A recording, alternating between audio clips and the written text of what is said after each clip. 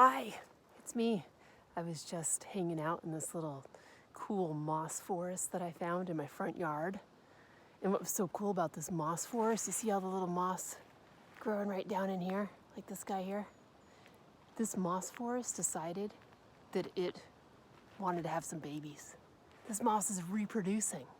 And when this moss reproduces, it doesn't have flowers, it doesn't make seeds, it doesn't make fruits. It makes spores. And it makes its spores in a really cool structure called a sporophyte. See all these things sticking up? This one here.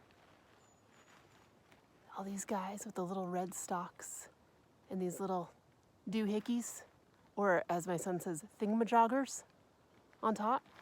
These are the sporophytes of the moss. And they're amazing. There's like a whole little world happening right here.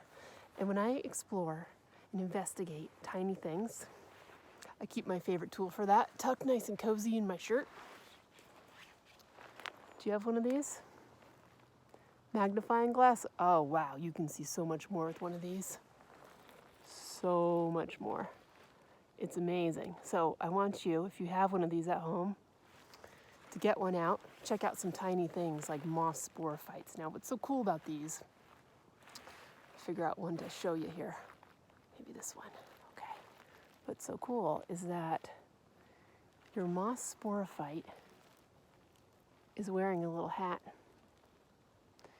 And that hat is protecting the spores that are inside that little green capsule. I'm going to take the little hat off. You ready?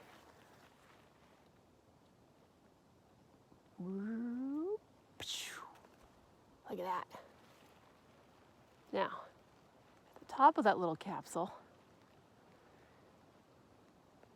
there are some tiny teeth called peristome teeth, and they circle around the opening to that little capsule where all the spores are.